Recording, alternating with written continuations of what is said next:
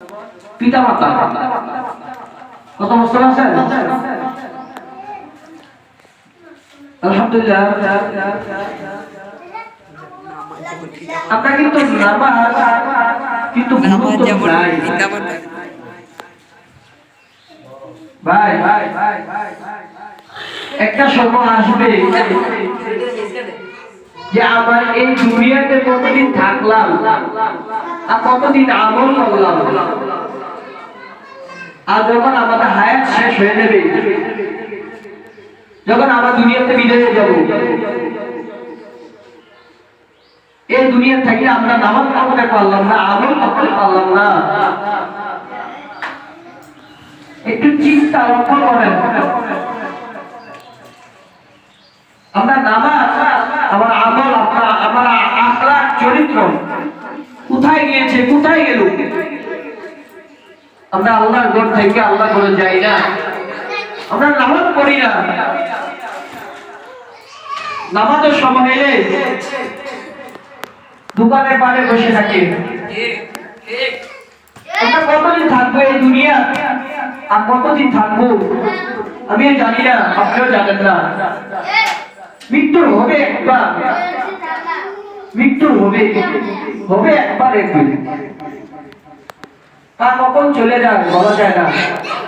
আমাদের আমল, আমাদের আখলাক, আমাদের চরিত্রটা কোথায় গিয়েছে, কোথায় গেল?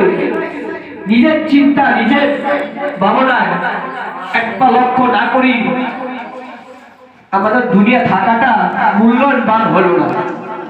কেন? আমি আল্লাহকে ভয় রাখলাম না, আল্লাহকে আমি সত্য রাখতে পারলাম না। আল্লাহকে ভয় করা মসজিদে যেতে পারলাম না। আমরা নামাজ পড়ি ঠিক, আল্লাহকে স্মরণ করে নামাজ পড়েন না। আপনার মসজিদে যেতে আপনি ভয় করছে, একদিন হবে আমাদের মৃত্যু হবে, কবরে একা যাইতে হবে সারা জীবনের জন্য। সুখেই মৃত্যুর, দুঃখেই মৃত্যু, আমার মৃত্যু হবেই হবে। কিন্তু ইমান আমল থাকে একটু নিয়ে যান। যদি আমার কিছু অল্প, যদি আমার অল্প জায়গা, অল্প দিন, এই অল্প দিনের মধ্যে আমার আমল, আমার আখলাক, আমার আখলাকের চরিত্রটা কোথায় গেল, কোথায় যাবে? যখন কবরে শুভ তখন বলবে আউয়ালু মা ইউহাসাবু বিল আলিমু ইয়াউমাল কিয়ামাতিস সালাহ। কিয়ামতের দিন সর্বপ্রথম এই হিসাব নেবে নামাজ। আমার নামাজ কোথায়, আমার নামাজ কেমন হলো, আমার নামাজ পরিশুদ্ধ হচ্ছে কিনা, নিজের দিকে নিজে তাকাবেন, নিজের ভুলটাকে নিজে ঠিক করতে হবে। আমার ভুলটা কোথায়? আমার নিজের ভুলটা যদি না স্মরণ করতে পারি, অন্য জনকে ভুল ধরে আমার লাভ হবে না। কেন? এই নামাজগুলো আমাদেরকে দরকার। দুনিয়া আমার কিছুটা, দুনিয়া আমার অল্প। এই দুনিয়া কয়দিন, মৃত্যু হবে। হাঁটতে ফিরতে চলতে হাঁটতে যেইখানে যায় না কেন সেখানে মৃত্যু হবে। তার কখন কি হবে? কাঁদবা, হাসরের মাঠে বলবা আয় আফসোস আমি কি করলাম, আরেকবার যদি আমল করতে পারতাম, আমি আরেকবার যদি আমল করতে পারতাম। তার কখন হয়ে যায় কি মৃত্যু। আমাদের বেশি বেশি করে নামাজ পড়া, আল্লাহ কবুল করুন। পিতা মাতাকে খেয়াল করা এটা আমাদের দায়িত্ব। পিতা মাতার খেয়াল করে কার দায়িত্ব? আমাদের দায়িত্ব।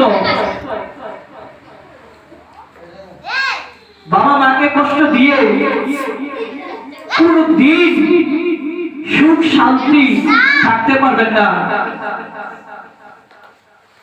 কেন? বাবা মা ছোটবেলা থেকে বড় করছে অনেক কষ্ট করে, অনেক কষ্ট করে। যখন তুমি ছোট ছিলে, শিশু ছিলে,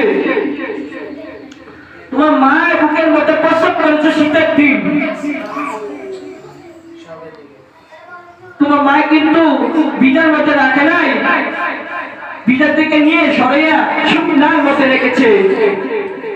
কেন? আমার সন্তান কোনো কষ্ট না পেতে পারে, আমার সন্তান কষ্ট না পাওয়ার জন্য আমি দূরে রেখেছি। আর এখন আমার বাবা মাকে কষ্ট দেন, আপনি কখন সুখ শান্তি পাবেন না। মা বাবাকে কষ্ট দিয়ে সামনে আগাতে পারবেন না। কেন? আপনি কাঁদবেন, বাবা মা কষ্ট দেওয়া, বাবা মাকে কষ্ট দিয়ে সুখ শান্তি কখন পাবেন না। চোখের পানি গলাইতে গলাইতে আপনি চোখ অন্ধ হয়ে যাবে, আপনার চোখ কানা হয়ে যাবে। হায় আফসোস, পিতা মাতাকে কষ্ট দিয়ে আপনি কোন দিন কিছু করতে পারবেন না। আপনি যতবার হজ করেন, আপনি সৌদি দিয়ে হজ করেন, মক্কা দিয়ে হজ করেন, কিন্তু কবুল হবে না। কেন? আপনার পিতা মাতাকে কষ্ট দিলে, আপনার বাবা মাকে কষ্ট দিলে সুখ শান্তি পেলেন না। হ্যালো, কাঁদবেন কাঁদবেন, দুনিয়া আমার কিছু নয়, সুখে শান্তি পাওয়ার জন্য পাইতে হলে আল্লাহকে ভয় রাখুন, আল্লাহকে ভয় রেখে সব কাজ করুন।